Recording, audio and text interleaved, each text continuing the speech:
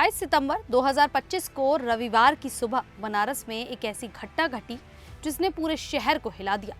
Police line से कचहरी चौराहे तक सड़क को चौड़ा करने के नाम पर प्रशासन ने बुलडोजर चला दिया।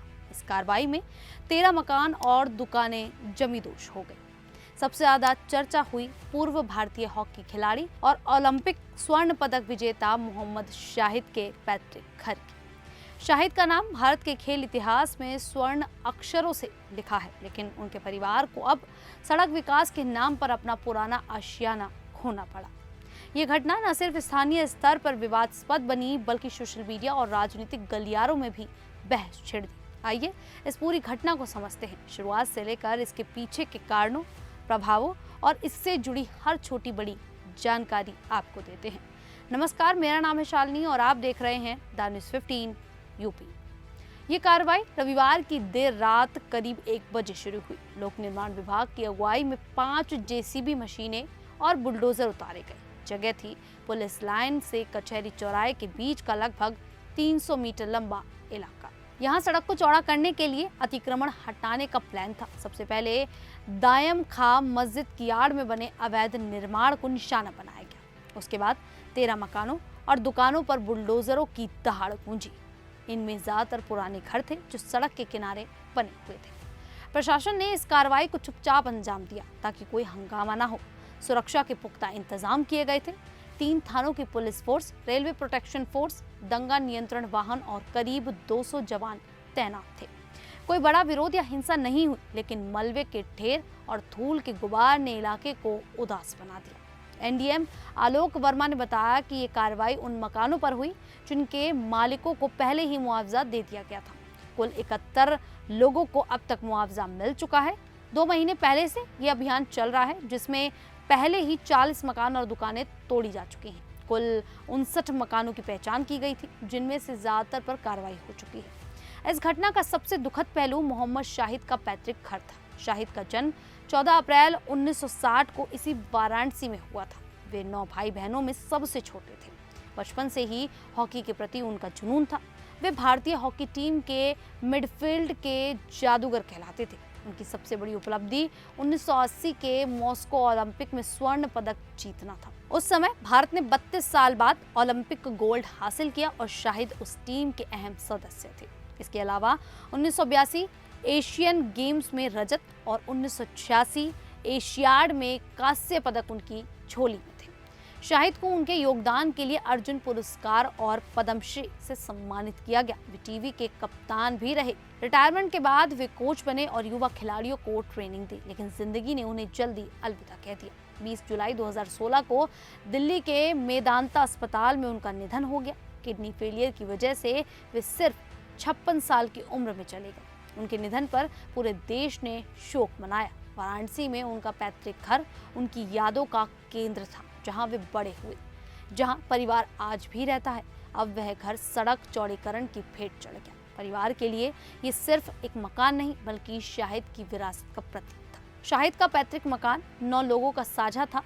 इनमें से 6 ने मुआवजा स्वीकार कर लिया, लेकिन 3 का कोर्ट में स्टे ऑर्डर था, इसीलिए उनके हिस्से पर कार्रवाई नहीं हुई।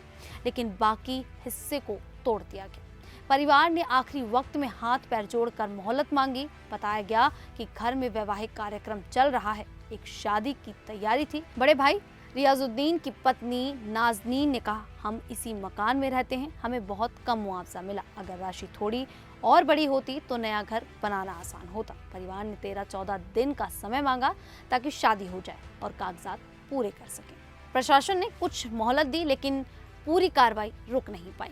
एनडीएम वर्मा ने कहा कि परिवार से बात हुई है और जरूरी कागजात मांगे गए हैं, फिर भी परिवार दुखी है। वे कहते हैं कि ये मकान धरोहर बनना चाहिए था, ना कि तोड़ा जाना चाहिए। ये कार्रवाई सड़क चौड़ीकरण का हिस्सा है। पुलिस लाइन में कचहरी तक का रास्ता संकरा था, जिससे ट्रैफिक जाम और दुर्घटनाएं आम थी। पीडब्ल्यूडी का प्लान है कि इसे 300 मीटर लंबा और चौड़ा बनाया जाए।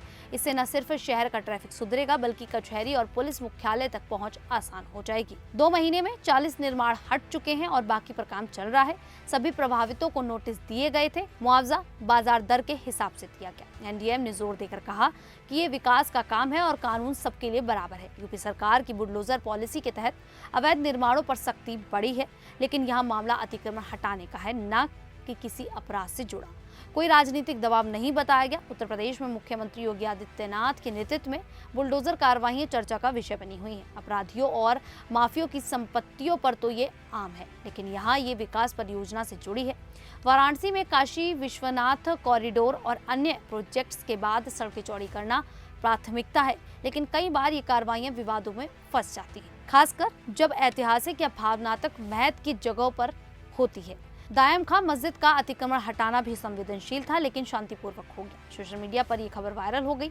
एक्स पर #वाराणसी बुलडोजर और #मोहम्मद शाहिद ट्रेंड कर रहा है। चैनलों ने पोस्ट किया कि परिवार ने मोहलत मांगी, लेकिन नजरअंदाज कर दिया गया। कई यूजर्स ने शाहिद की याद में श्रद्धांजलि दी, तो कुछ ने प्रशासन की सख्ती को सही बताया। विपक्षी दलों ने इसे एक तरफा कार्रवाई बताया, जबकि बीजेपी ने विकास को प्राथमिकता देने की बात कही।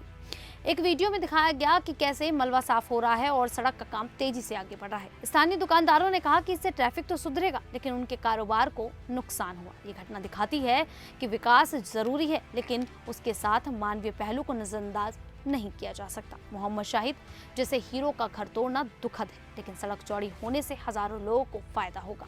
परिवार को उचित मुआवजा और वैकल्पिक जगह मिलनी चाहिए। उम्मीद है कि प्रशासन परिवार की मांगों पर विचार करेगा। वाराणसी जैसे शहर में जहां इतिहास और आधुनिकता का मेल है, ऐसी कार्रवाइयों से सबक लेना होगा। कुल मिलाकर ये एक कदम है शहर को बेहतर बनाने की ओर, लेकिन दिलों को छूने वाली यादों का ख्याल रखना भी उतना ही जरूरी है। इस मुद्दे को लेकर आप लोगों की क्या राय है, आप हमें कमेंट करके जरूर बताइएगा।